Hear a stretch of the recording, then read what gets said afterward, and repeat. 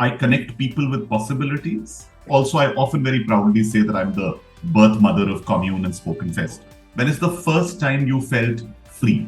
When is the first time you felt scared? When is the first time you had a sense of achievement? It's only to create an atmosphere where people believe, oh, I do have stories. Because many people say, I don't have a story. What you need to do is you need to solve a deep problem for a community to exist. Right? If you're not solving that problem and you're just doing it for the sake of things, oh, let's build a community of girls and call it gang of girls. Fine. What are you doing for them? And you must know that communities are successful when power and control moves away from the center. I may start it, but slowly the consumer wants to take the empowerment. They want to do it. So when Asian Paints is supporting ST Plus Art, which is the agency which is building the Mumbai Urban Arts Festival or building street art, there's a very common thing. To build street art, to make street art, you need paint. Asian Paints is about paint, it's about color, it's about beautifying lives, about making things more beautiful. Here are people who are beautifying your city. There's an intersection, we will support it. They will support it long term. I've seen it already happening for a couple of years.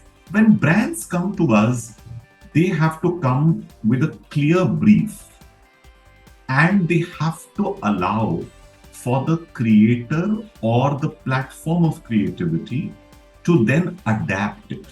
The Procter & Gamble in the US actually has a creative cell, but it is at least 10 miles away from their main office.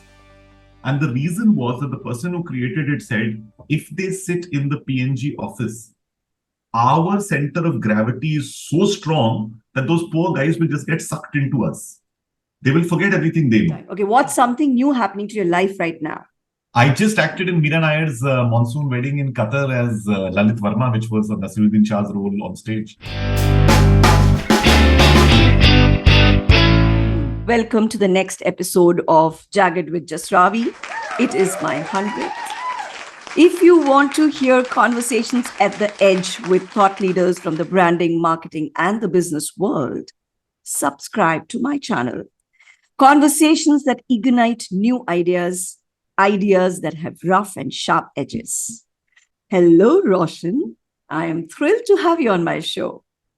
Thank you, Jasravi. It's so nice and wonderful to make the connection. Wonderful to have you reach out. And also, I just love the insightful things that you've been asking. So I normally check saying, what is the podcast about, etc. And I like the fact that these are very focused conversations, and the joy of them is that, you really don't, I don't find so many resources available in India where people talk about these things. So I was very, very excited to talk to you, and thank you. I hope your century turns out to be a good one with me batting at the other end. Oh, that's already decided. So by your saying yes. Yeah. So Roshan, if I requested you to tweet your profile, what would you say? I'm really somebody who believes that I connect people with possibilities. I'm a bit of a geek god. I'm geek because I'm really geeky about a lot of things. But also, I believe that some of the important other roles, which I would, because I'm in Twitter has a little bit, so I would have turned and said, husband, friend, mentor, father. These are the things that I say. And also, I often very proudly say that I'm the birth mother of Kommune and Spoken Fest. Because these are two things that are very close to my heart currently. But really, I believe that connecting people, if I could just write 4 words, I would say connecting people to possibilities. Wow. And what meaning this has taken in today's times. It's everything that you have been doing across so many years has become even more meaningful now. Isn't that amazing? We will start with storytelling, Roshan. It's an art. We've been listening to stories since our grandmothers were putting us to sleep, and you kind of, like I said, they were doing inception, planting those values in our soul. Absolutely. Now you take this master class where you actually teach the principles, so that there is a science to it, and also the hero's journey, which is Joseph Campbell's famous premise. What would you like to share about it? What is your experience when you're teaching people about this? Why is this art so lost today? I genuinely believe that one of the biggest reasons for me becoming who I am today is that while I have, transversed many mediums, I have adapted storytelling to each of them. And what is important is, as you very rightly said, from the time we were children, we were given moral codes and values through stories. In the early days when there were paintings on the caves, they were nothing more than visual stories telling you if you light a fire and you hang around together around the fire, maybe an animal will not eat you. If you go together and hunt, it was again codes that were being put in. Therefore, the thing that separates humanity from every other animal on this earth is the fact that we have conscience and we are able to tell each other these stories. So what we're able to do is actually connect with each other on a very human level. I mean, that's what they say in Homo sapiens as well, that the whole idea, what is the difference? The differentiator is this ability to code and transmit stories and information generation to generation. In animals, it is almost something which is part of their limbic brain. It is part of, it's part of their system. But in human beings, we keep coding new stories. So number one, we as human beings are already receptive and waiting and looking forward to stories, which is why the need for stories. The need for business storytelling is a lot more, because what's happened is that today's audience is constantly trying to look beyond just the simple value proposition of a brand, right? Oh, this detergent helps clean things. Fine, X number of detergents help clean things. But what is the story? If the story is Daag Achhe Hain, literally translated, a story which says, hey, it's all right to be dirty. Getting your hands dirty is a good thing. And then a whole set of stories was built around it. I saw the other day that I think it's become their first big, brand that has crossed, I think, some very big milestone, right? And it is because of the unique storytelling. The product is good. Every product has an inherent goodness, mostly, right? But the need to tell stories, the need for us to affiliate as tribes, the need for us to tell and say, you know what, I believe in this value system. All of this gets transmitted through stories. The reason I decided to do a course on storytelling for people is because everybody tells stories. You will be telling your children, your family, other people. I mean, our smallest stories are the excuses we make when we don't get to places on time or we wake up late and do etc. Right? I mean, all of these are just basically very what I call small s, right? They're not big stories. But we tell this. Are late kyun ho gaye the? Oh, because on the way this happened and then that happened and then that happened. Okay. You won't just say, I'm sorry, you got up late. You'll make a story around it. Indians, I think, because of the rich heritage and mythology that we come from, we have so many years of stories coded. Look at our epics, right? They are filled with stories. We transmit everything through those stories. And in business, if you use the principles of storytelling and find every story is trying to communicate a certain code of values, of personality, of attributes, of things that you do, characteristics. Where they intersect with human beings is where your business purpose sort of lies. Right? When a Patagonia today has adopted being environment friendly, now X number of brands are talking of sustainability, but what Patagonia does is that it adds a layer of storytelling which is unique, and it actually even goes back and makes the story real. So I'm often asked the same, okay, we can tell a story, but I keep saying, listen, if you're really today's consumer wants to look at the story and then will go and ratify, is the story true? So I think this is the reason why there is such a deep need of stories, because as I said, it's the most basic way in which we communicate. Great brands do it really, really well. And many brands, when they can't tell their stories, end up, doing value offer, 30% off, 50% off. Oh, this is enough. Yeah, we also respond to that. But if you want to build a deep connection, then you need storytelling.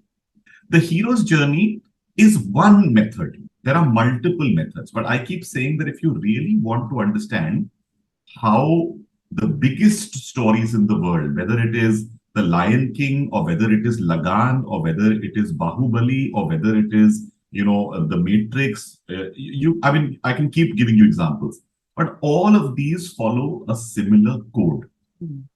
Now, this code is for 3 hour or 2 hour narratives, which are films.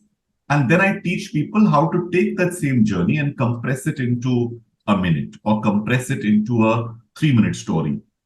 Because at least the elements must be right. So that's how I use the hero's journey.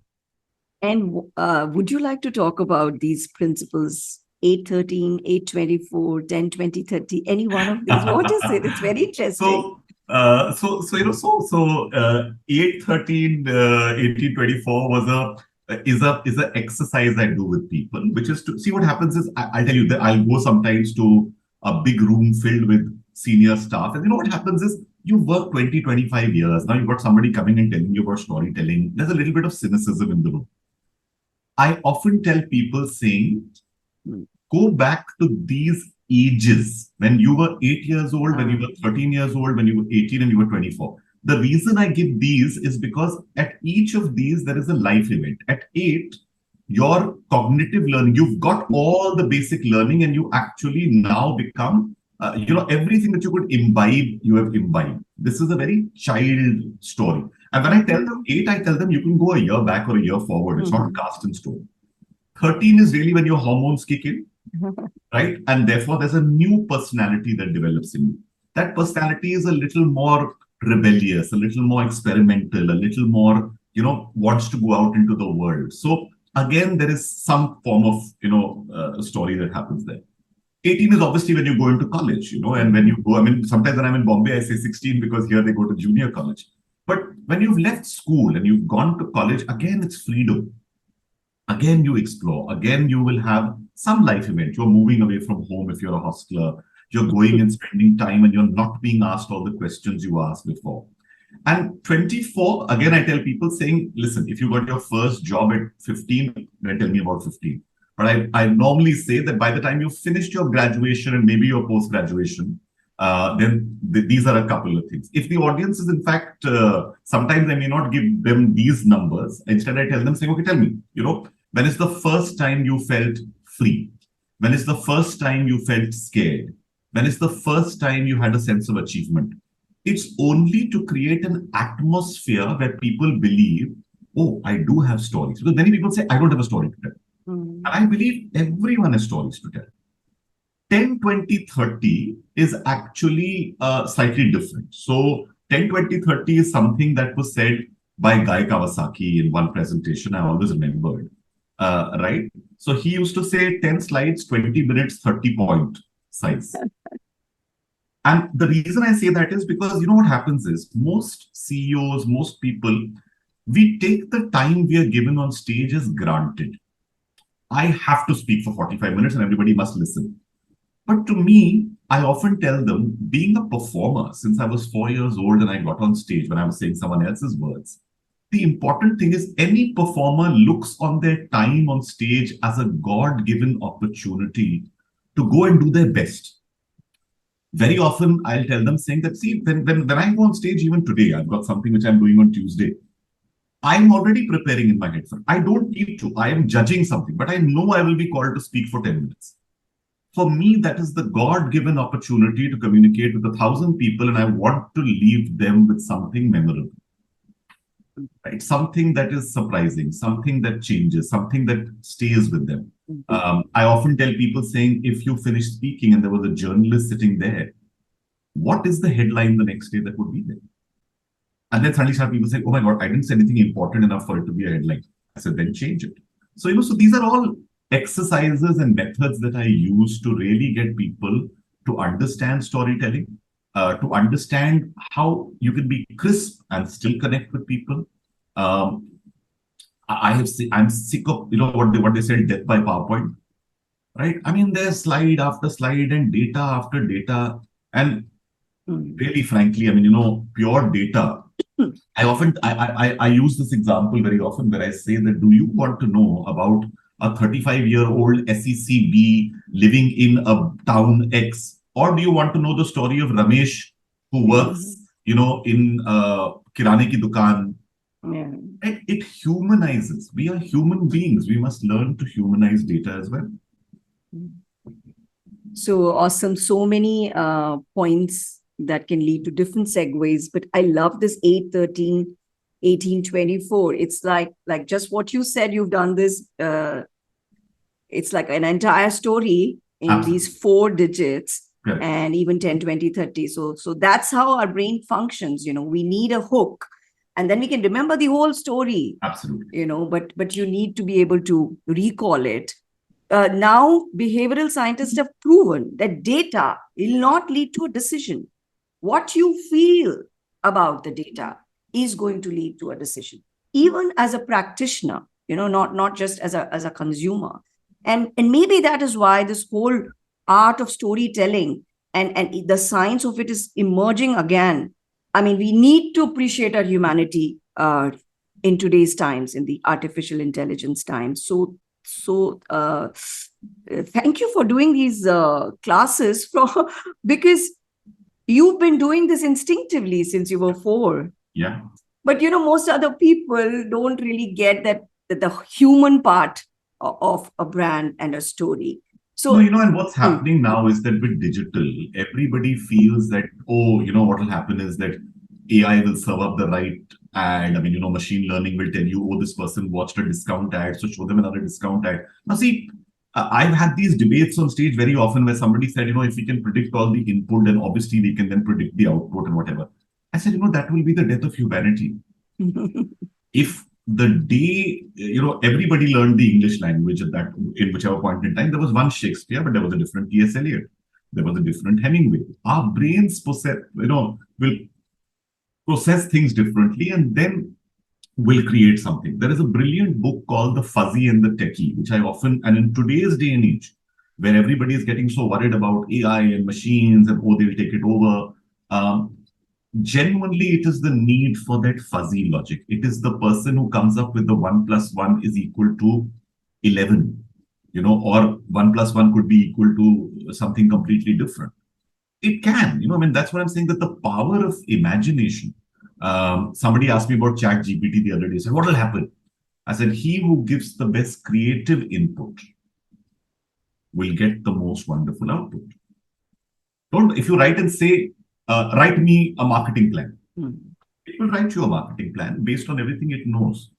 But if you told it, write me a marketing plan like a Surf Excel, who told a story like Y, I want to tell a story of X. So the inputs, so for this, so somebody said, but if I know the inputs, I said, but these inputs are coming from knowing about stories, knowing about what stories have worked, knowing currently what. So I keep saying that, you must now, there is this big thing which I nowadays talk about saying is that you must be just there, like there used to be a dream catcher, right? I mean, if you remember, there's this big thing that used to happen with Red Indians and, whatever, their tribes about dream catchers.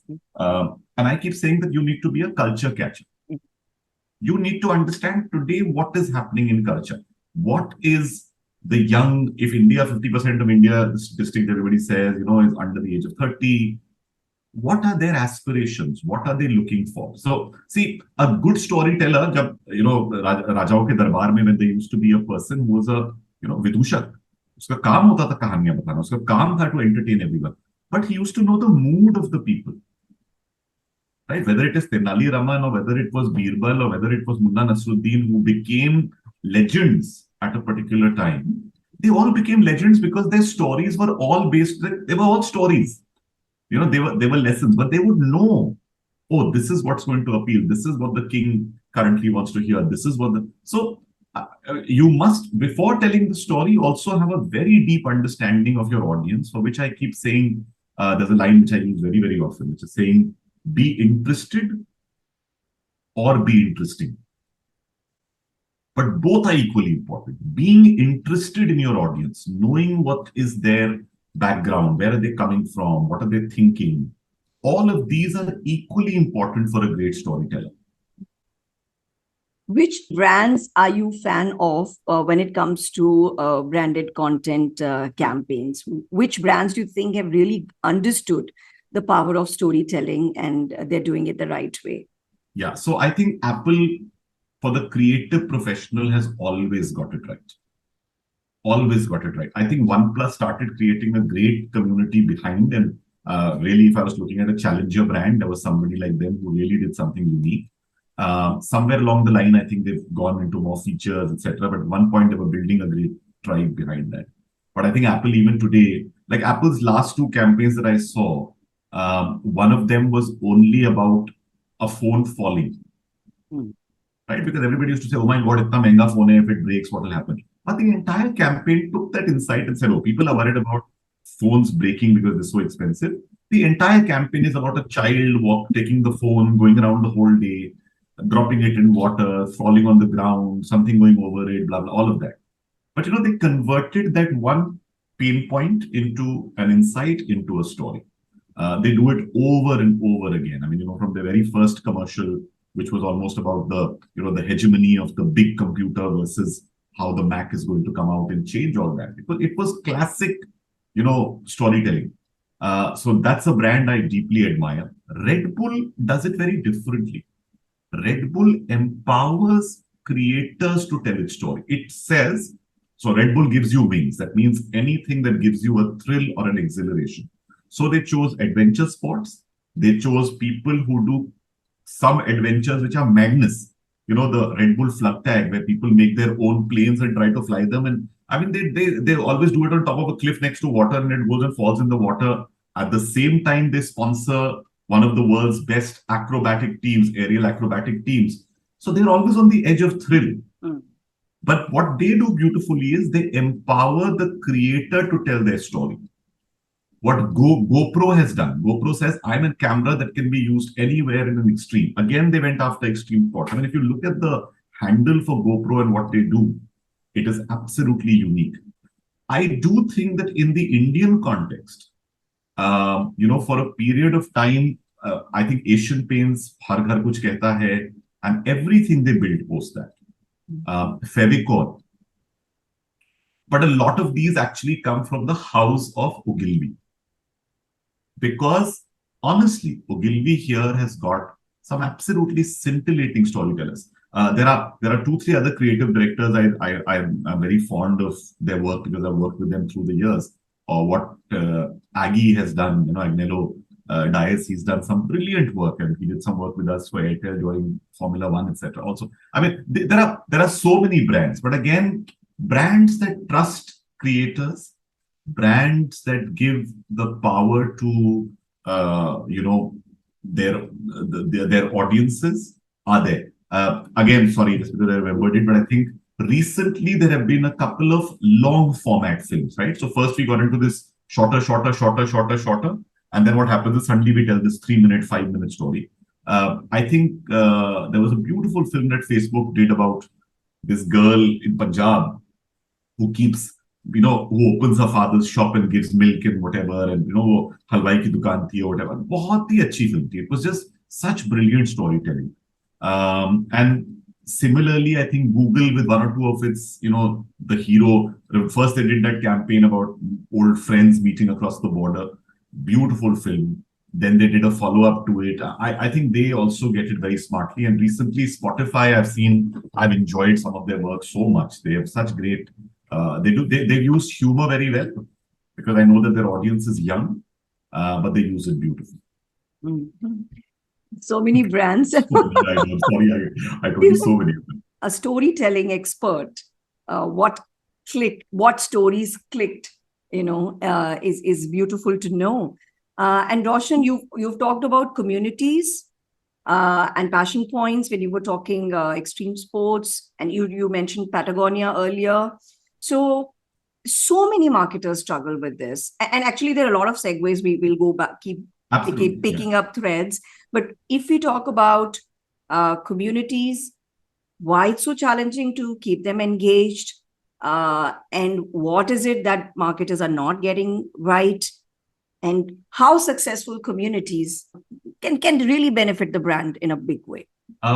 See, the minute Web 2 started, which is the two-way communication started, your consumer was a lot more empowered than before.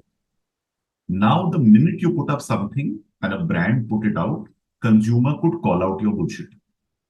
Because see, a lot of, I mean, let's be very honest, a lot of campaigns were suddenly just based on, bada hai, aisa hai, whatever, and consumers started moving away. In a conscious world where you, in a second, can do a product review, in a second, you can go and find out, does it work, does it not work?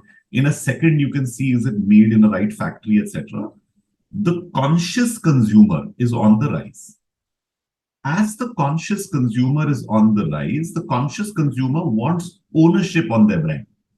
If Dove is going out and talking of real beauty, they want to know, are you doing something for real beauty? Which is why when a Fair and Lovely suddenly changes its name or whatever, people will call it out, saying, no, your whitening is no longer, and people, brands should realize this. Brands should say, are we relevant anymore?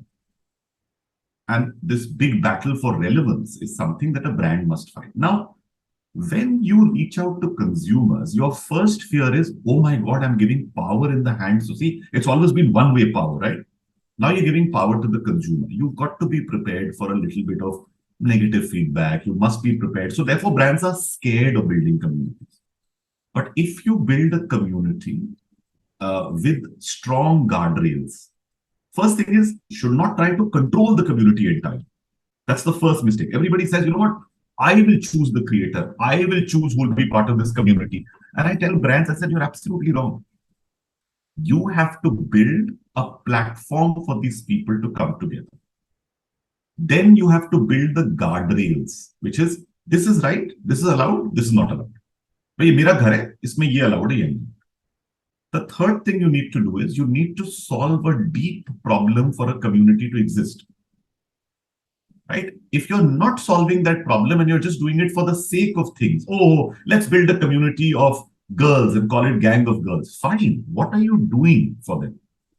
And you must know that communities are successful when power and control moves away from the center. I may start it, but slowly the consumer wants to take the empowerment. They want to do it. So at Kommune, for example, we run city chapters. We run small communities of script writers, poetry, music, etc. I always sit with my team and I say just one thing. I said, are they taking charge? How are you empowering them? What are the codes of the community? What is allowed? What is not allowed? How are you celebrating the heroines and heroes of the community? These are some very powerful things that drive communities. Communities want ownership. Communities want a voice. Communities want some system of hierarchy over a period of time. Communities want codes. These are things. But what happens is, and communities are built between minimum of 12 to 24 months. So when marketers reach out and say, a community banate hain, I'm like, what is your long-term vision? Will you support it for 3 years, 5 years? If in the 5th year the marketer changes, will you let us take over the community? Because if you don't, you have taken people in a journey and left them, what we said, particularly beach majhdar mein chhod diya, right? So the problem in today's day and age is, I find many marketers have a vision which is 3 years, which is the time they believe they will spend in a brand. In 3 years, what can I achieve? How can I prove I did something really well? Can I win some awards? But community building is a long-term thing. And this needs to come from top down. When Asian Paints is supporting ST Plus Art, which is the agency which is building the Mumbai Urban Arts Festival or building street art, there's a very common thing. To build street art, to make street art, you need paint. Asian Paints is about paint, it's about color, it's about beautifying lives, about making things more beautiful. Here are people who are beautifying your city. There's an intersection. We will support it. They will support it long term. I've seen it already happening for a couple of years. From the famous Bachchan mural that happened in Bombay, to the Gandhi mural that happened in another city, to Lodi Colony in Delhi, to the Sassoon Docks in Bombay. You need to deeply invest. Now, this happens because the head of the company has decided and is doing this for 5 years, 6 years, 7 years. Red Bull has been doing this now for endless years. Spotify in 2019 built a podcasting community along with us. They have an entire division that's focused on it, right? But you need to give the community more power, which is very difficult for brands to do. So it takes a brave brand to build a community, but once you build a great community, really there's no looking back because they become your advocates, they become your ambassadors, they are your free marketing channel. Yeah, yeah. It's something big that one is taking up if one is saying that I'm going to build a community. Absolutely. Its own dynamics and its own challenges. Like you said, it will need its hierarchy. It will need its own culture. Perhaps it will end up building. Absolutely. Which when I said code, that's what I meant. Yeah. When we do a spoken word event, I was telling the team the other day, I said, first, how do you open the event? How does it happen? What kind of place does it happen? Because there was a new bunch of people I was talking to. Yeah. I said, at a commune event, you always tell people saying, don't clap. And everybody stops and you say, you snap. Because when people are listening to poetry and stories, in between, you don't want to clap and stop the person. You just snap your fingers. Now, this is a code. This code is known to people who attend poetry and storytelling events. It's a very small thing. But when a new person walks in and they see people doing this, he feels, this is the code. Right? There's an exercise we do where 4 people get to talk together. The reason is because most people who come to listen to stories and poetry, and most people who gather for events, deeply, we're all very lonely people. The more digital we are, the more physically lonely we are becoming. And therefore, when people take the effort to come out, one of the rules of our community is you must bring, so we say, come as strangers, leave as friends. It's very important. These are the codes of a commune event.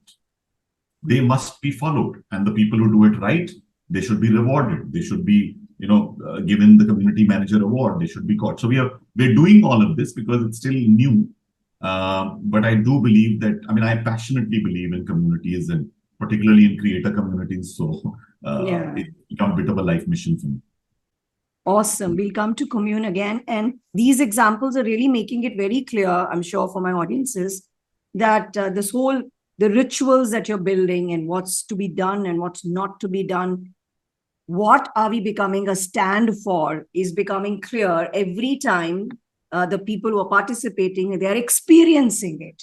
They're experiencing it. You're solving something, like you said, the loneliness or the tribe support that a creator needs, and an expression and an audience who will get them, and maybe the first sounding board or enhancers. So that's a big service. So it's solving something, it's around a passion point, and it's getting managed beautifully. So let's just talk about Kommune. So what is your long-term vision for Kommune, and will it be a marketing channel for something?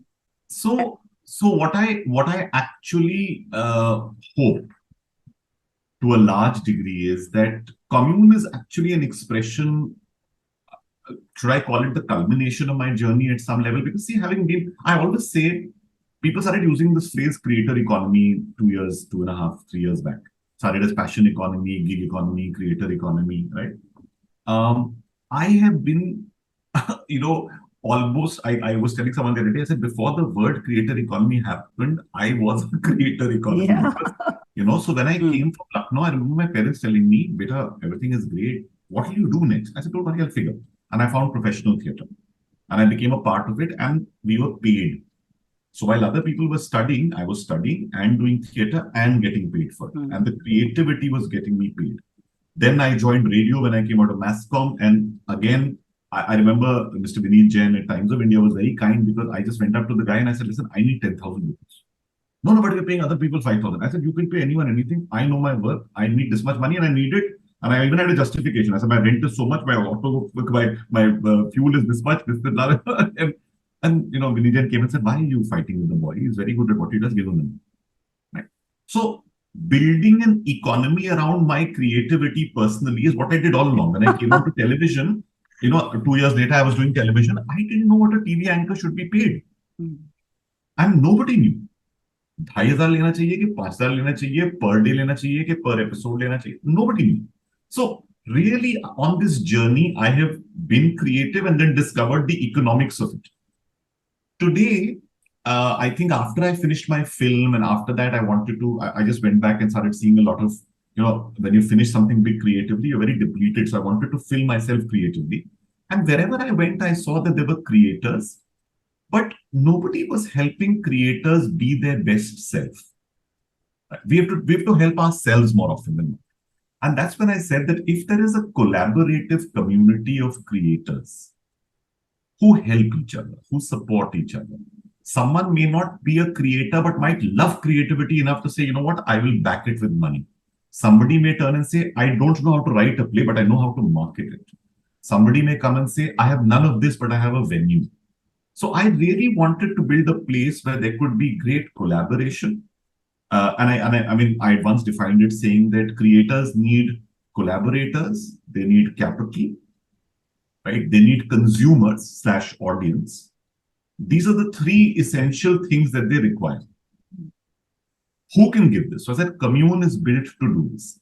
It just so happened that at that point in time, when I was reaching out to collaborators in 2017, most of them were still thinking this is a hobby. Our main काम कुछ है, ये हमारा side hustle है. But really, your side hustle can be your profession. For me, from the very beginning, it was my profession. And so I felt that building a community and a support network is what we will do. Today, we were called the House of Storytelling. Then we said we are about great art and great artists. We kept redefining ourselves. But I think in our last articulation, we said that we are there to make the creator be their best version. What we earn from that is trust and a deep understanding of culture. And this we can leverage for brands. This we can leverage for consumers. This can be used to build IPs. So when we got the trust of spoken word artists and storytellers and poets, we built Spoken Fest. And Spoken Fest today gets 15,000 people across 2 days in Bombay. It is amongst Asia's biggest, or I would say, in fact, among the world's biggest festivals of words. And brands come there to say, you know what, we find an extremely conscious, engaged consumer who is coming to tune in, not to tune out. Who's coming in to participate, not to just consume. So we have a very participative audience, and I think that's what Kommune has built. Keeping that same principle of getting the creator to be their best version, we organize workshops. And I've also built a creators hierarchy, like Maslow's hierarchy, where I say that, for what is equivalent to Roti Kapda Makan for the creator? Okay, what is Roti Kapda Makan? It is consuming creativity. It is finding a place which is safe. It is this is Roti Kapda Makan. Then you come to what is called friends and family, right? Which is the next layer. Friends and family is, I'm part of a community where there are other artists. There are helpful artists. There are artists who will be part. Then after that, you reach the next level, which says, where will I make my money from? We therefore support them and help them make money. Then comes the next level, which says, I want to work with peers. I want to work with people who are better than me. I want to do one level ahead. Because of the level of artists we work with, you could be sitting with a Gulzar Sahab or a Imtiaz Ali or a Kausar Munir or, hundreds of people. Yeah. And right at the end comes self-actualization, where you believe you are full. You know that mujhe sab maine kar liya. This is when you get into the give back phase. I really believe that I'm largely in the give back phase. I just like giving back. One of my dear friends the other day said, you are a creative hermit. I said, yeah, maybe. Very nice. I love the Maslow's for creators, for creative people. And I think it's such a broad concept. Some people are just living creatively. They don't realize that itself is being creative. So what are the takeaways for marketers when they are collaborating with creators? Because everything was creativity, like all the brands, the ads that you talked about, it touched us because it surprised us. It came from nothing. And it connected with us. So that's the power of creativity, and marketers are realizing more and more. But it's not always that they're equipped, how to get the best out of a creator and how to nurture that relationship as well. So what would you say? Yeah.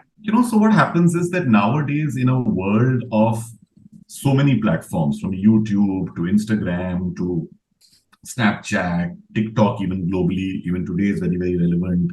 Josh, Moj, Spotify, etc., etc., etc., Twitter. There have become creators in each of these mediums. There is a layer of creators. They are called the supernovas. Then after the supernovas come the macro creators. Then come the mind mini creators, right? Now, there are all levels of creators. Nano, as you said, right? Exactly. Now, what happens with this is brands are now saying, does it make sense to advertise on conventional channels? Because these people are the channels of today. Zakir Khan, Usha Kapila, Dolly Singh, Prajakta Kohli, you name all of these people, Bhuvan Bam, etc., etc. So many people that I know. Then there are platforms. There are platforms like TTT, Terribly Tiny Tales, or there is, Yuva, there is Commune, there is One Digital, etc., etc. All of us, as I said, somewhere or the other. So either there are individual creators who are great mediums, or some of us are platforms who aggregate a bunch of these people. When brands come to us, they have to come with a clear brief, and they have to allow for the creator or the platform of creativity to then adapt it. The problem arises when you get a brief. I get so many briefs every day saying, can you please tweet the following or whatever, right?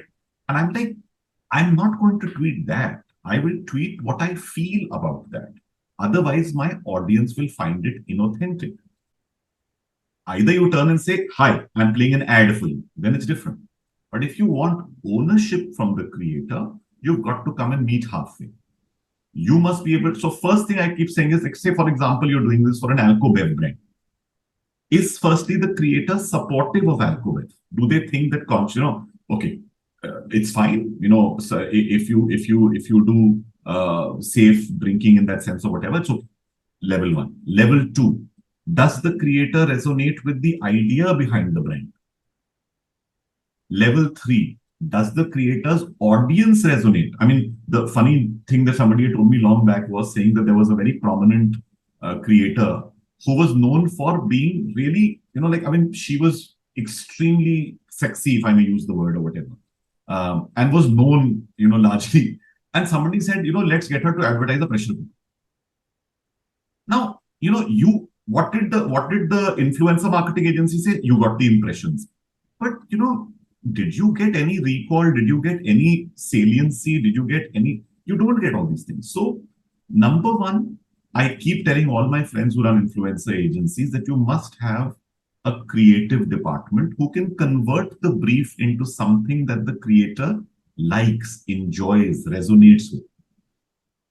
And similarly, the creators must understand there are X number of creators who are only using their channel to say, ye dalna hai, dal dete hain. Some of them don't even remove the quote. Some of them have made the mistakes of putting, please tweet the following. It's as stupid as that. I mean, how can you be so stupid? But then there are people who do it. The thing is that, so I'm saying come midway and in between, and I keep saying this, between brand, between creator, have somebody who has the creative sensibility to convert your brief into something that the creator enjoys. I worked with Gulzar Sahab to get a song written for a brand. Which was the brand? It's a story, so that's why Okay.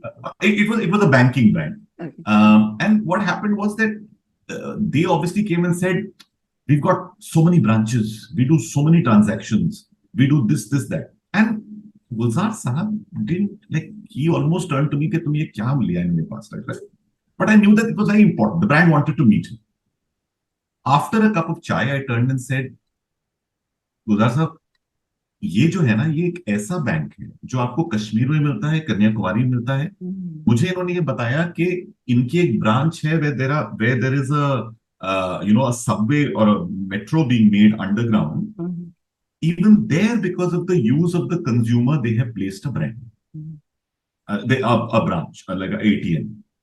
And then secondly, what happens is that they didn't set up their branches only about how many. They said they will mandate to set up branches in as many cities so that they can be close to every Indian.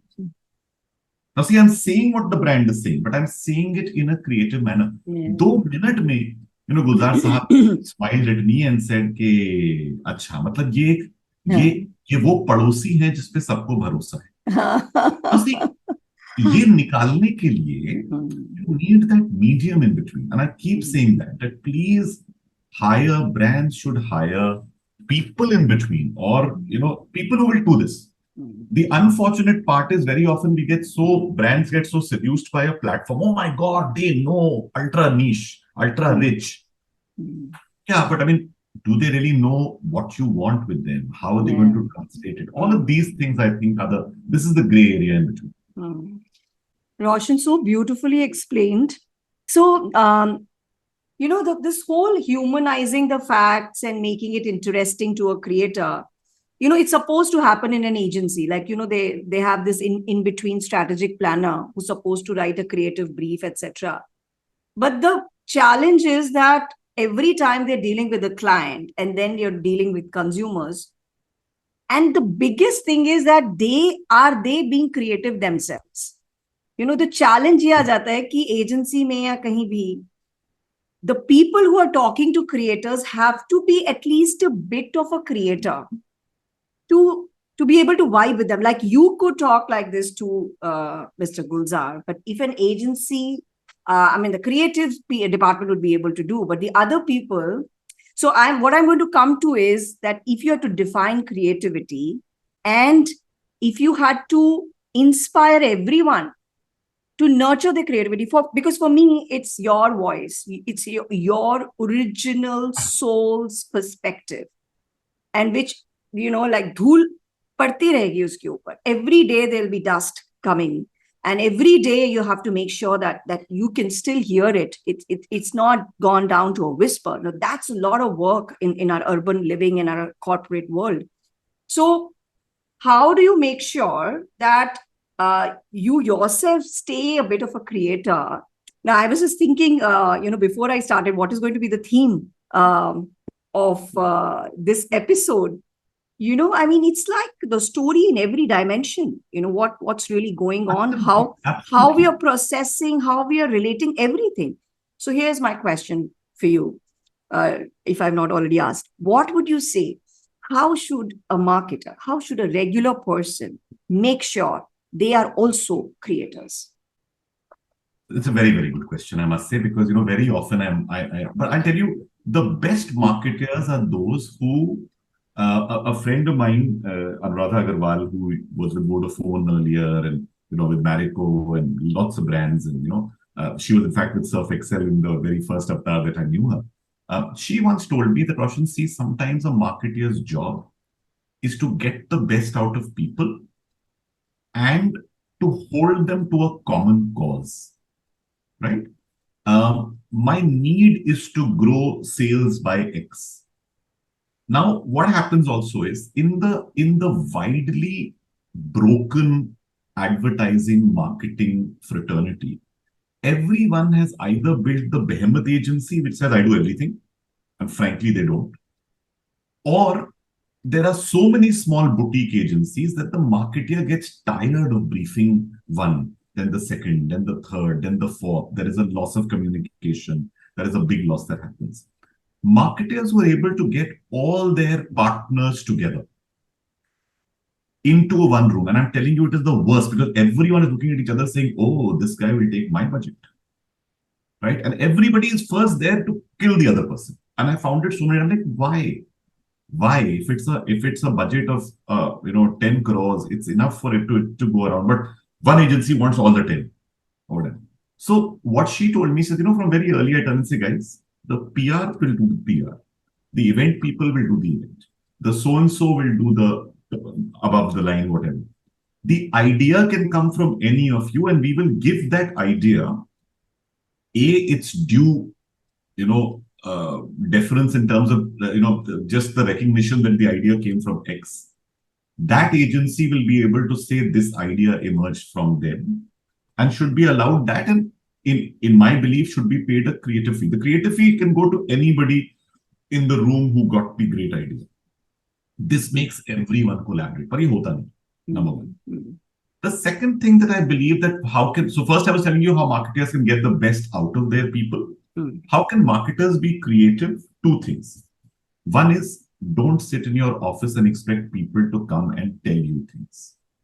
Step out. We believe deeply at Commune that we create something called a cultural immersion for brands. What we do is we take them away from their office. For a day and a half, if they want to do it in a hotel, so be it. We actually prefer doing it in places that are far more creative. But we take them to a different place and get them to engage with 5 or 7 different creators. It requires a strong conductor. And I mean, at the risk of saying that I often do this myself, but I know a bunch of people. I know what the brand wants. I'm half a marketer in my own head because I've spent 25 years listening to brands at events and I've done my MBA, on the job. So I know what they're looking for. They don't want to know just about your childhood. Fine. They might want to know about the creator's childhood for 2 minutes, but then they want to turn and say, so how do you relate to the audience? What is it that you realize about them? So, in the cultural immersion, we actually create these moments. Very often, brands should have someone who are culture curators, but those culture curators must be absolutely open. The minute the culture curator is an agency, which is like, I only do talk about, say, gender, I will shift the conversation to gender. I only talk about, sports. I will shift. So you need somebody who celebrates all culture. So we come into this place with an extremely, unbiased view. I'm doing this for certain brands right now, and I'm telling you, there are brands who've come at the end of the day and says, you opened our eyes to India. We don't know there is an India like this. So I'm saying, spend your time immersing yourself in culture. If you can't get an agency, go on one creative date a week. When I say that is, you've got family, take your family for something creative and different. Take them to see something, take them to a festival, take them to see a play, immerse yourself in that. If you can't do that, subscribe to 3 or 4 things which are there across India, globally, etc. to do this. Have in your inner circle 1 or 2 of these culture curators or whatever who can constantly keep bringing back. When Zarina Mehta had started the channel Bindas, the first person she recruited as an external person saying, you just come and sit in the office, was Tanmay Bhatt. Tanmay was a student who and I went and we judged a contest at, if I remember, Jai Hind College and then at Xavier's, and he won the best Mr. Personality at both places because he was just mad. But what Bindas needed was that youth madness. The problem was that when he sat in that office after 2 weeks, he said, so here people are only walking around and talking about TRP and this and that or whatever. So finally he came and sat in my office and we were making 3 shows in those times for Bindas, I remember. But you need creators to be in their creative environment. Procter & Gamble, I was reading a case study. The Procter & Gamble in the US actually has a creative cell, but it is at least 10 miles away from their main office. And the reason was that the person who created it said, if they sit in the P&G office, our center of gravity is so strong that those poor guys will just get sucked into us. They will forget everything they know. So do it outside. To breathe and live creativity and culture, you need one of these things. Awesome. And now that's everything, right? Creativity is everything. When you're talking of Chat GPT, I mean, what is it that it cannot do? It cannot be creative beyond a point. I mean, it'll give only the initial ideas that you'll say, okay, fine, these are the obvious ones. Let's get it out. Now, what can we do that will move people? So such brilliant ideas. Offline brand experiences, because events you've been a big champion of, and after pandemic, we seem to have not dealt with it at all, and we just forgotten it. But we went through as a humanity a black swan event. So and so how is it going now when it comes to offline experiences and events? When you talk about experiential and live, frankly, the pandemic, as you said, was of course a black swan event. But the other thing about the pandemic was the pandemic did a very important thing. It made us miss human connections deeply. It made us choose what we want to engage with. We decided what is priority. And most people actually turned and said priority is self. Right? Now that self could be self and family, that self could be self and becoming better professionally, or it could be self and becoming better person. Whoever has understood these, right, at an ENY, a friend of mine, Ashish Fevani from Ernst & Young, told me that his biggest learning from the pandemic was that young people were asking three things. Educate me, entertain me, make me visible. And I really deeply think that is so correct because that's what they wanted. So many of us did self-learning courses. Do you know that sewing machines were highest sale of sewing machines happened during the pandemic because people wanted to learn craft. People started learning painting, dalgona, coffee, everything was made. We did whatever we could within our microcosm, which was our home. The minute the pandemic ended, we turned and said, I need as human beings to go and feel the presence of another human being. Right? We want that exchange of, and when you're physically together, there is an exchange of hormones, pheromones, all of these happen, smell, all of this are just activating yourself. So smell, taste, sound, touch, taste, all of these get activated in the presence of other people. And we started doing that. Younger audiences already believe that the world is so dystopic. Right? My son is 20. I tried to give him some gyan the other day. He says, boss, you all have screwed up this world enough. So I started laughing. He said, let me at least have some fun. So, you know what has happened? Young people do not want to invest. They do not want to buy houses. They do not want to buy cars. They don't even, many of them are in fact deeply scared of relationships. But what they want is to live in the moment. They want to experience things. So the experience economy has been one of the biggest benefiters of the pandemic. But the word of warning is our biggest problem in India is हम एक चीज को देखते हैं उसका फिर हम control C control V करते हैं. We cut, copy, paste immediately. We do not create original things. So if Sufi is working, then there'll be 30 Sufi concerts. If there is EDM, there'll be 30 EDM things. If now food is working, there will be 5 food festivals. थोड़ा तो अकल लगाओ, थोड़ा तो differentiate करो. Because when you don't differentiate, there are many of these people put up brave fronts when they don't get an audience. But I mean, why not just understand what the world really wants? Brands would do really well to invest in live experiences. I believe live experiences will be at least a 5x of what they were pre-pandemic. An Arijit Singh concert, a DJ Snake, a Little Flea, a Spoken Fest, or a Mumbai Urban Arts Festival, a Kala Ghoda festivals in other cities, Rekhta, Jaipur Lit Fest, Mahindra Blues, you name it. Down south, Echoes of the Earth, the Zero Festival in Meghalaya. People are so happy to go to things, but remember, invest in things that are differentiated, invest in things that have a digital leg as well, because while they will come physically, you will get them digitally. And understand what their passion points are. The days of build it and they will come are gone. Build what they dream of and they will come. But then you need to understand their dreams, which again takes me back to community and culture.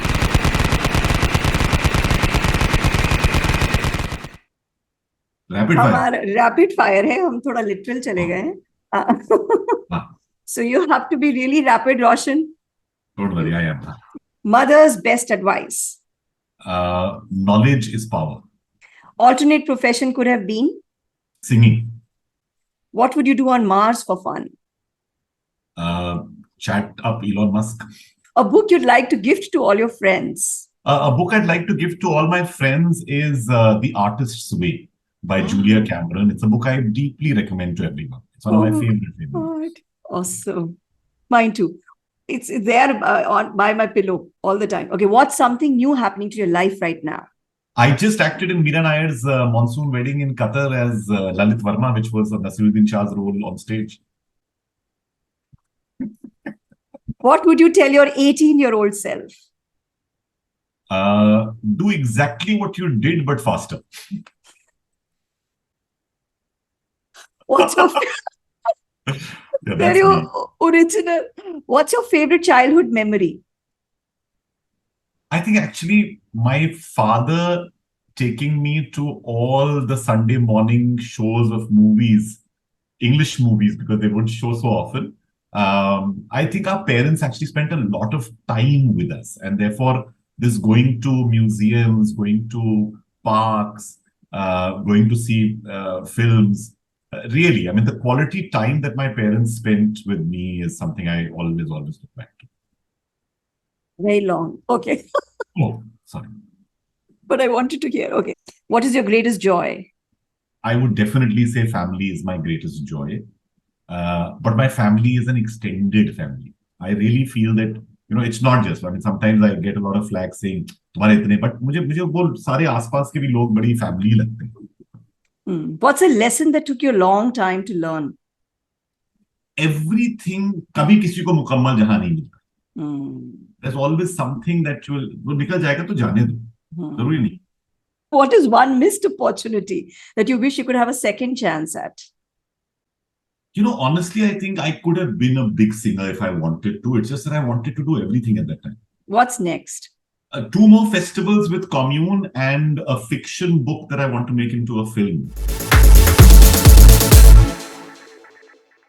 मेरे मन ये बता दे तू किस ओर चला है तू क्या पाया नहीं तूने क्या ढूंढ रहा है तू जो है अनकही जो है अनसुनी वो बात क्या है बता मितवा कहे धड़कने तुझसे क्या मितवा ये खुद से तो ना तू छुपा. Wow. Wow. You've learned singing classical, no? Never. Oh my God. You're just born with everything, man. ये अगेन मेरे पेरेंट्स का एक मैं कहता हूँ because my father used to make us listen to ghazals when we were young तो हम लोग बचपन में सिर्फ गजलें गाते थे एंड देन धीरे धीरे करके we started learning new things. We've known you a certain way, but as I read about you, as I was going through shows, I was like, you're really living creatively. There's such a lot of serendipity in your life. You've been so Roshan. I think that was the vision your dad had for you. Was it your dad gave? And the way you talk about your parents and your way to talk about your childhood every time, I so love it. I so love it. At that very moment, it comes with so much emotion and heart when you say it that I remember my old house in Ludhiana, like everybody's sitting together. That's the sole essence that comes with it, and I love it. How rooted you are, and how yet visionary you are. You really inspire. Thank you, Jastravi.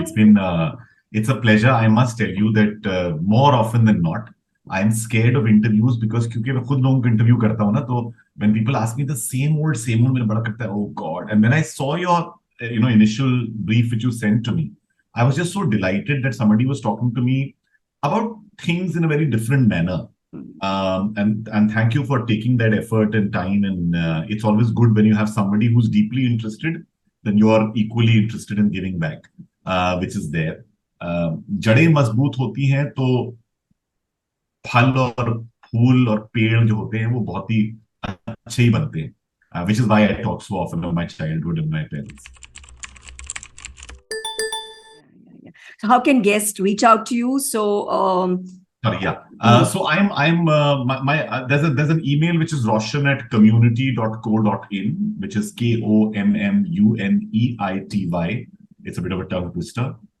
So roshan@community.co.in is an email. I access all my mails. On social, I'm on LinkedIn as Roshan Abbas. I'm Roshan1970 on Instagram and Roshan Abbas on Twitter as well.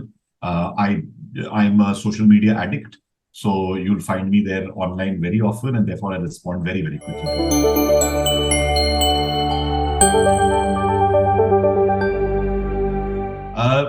Spending time with Jasravi was actually very amazing. It was a great conversation that seemed to branch into so many different places, but it kept coming back to its core. I don't know why you called it jagged, because I thought jagged is about, things that are going to be really tough and whatever, or but it still sounds nice. I would have called it jaggery because it was quite sweet. And to everybody else who's there, please like, share, and subscribe. Jagged with Just Ravi. I'm sure it'll be an insightful journey for you. Awesome. Thank you so much. My 100th episode is what it is, मुझे बड़ी खुशी हुई कि आपने मुझको 100 के लिए चुना. So as I told you, I said I've been the batsman on the other side, so we hit a century together.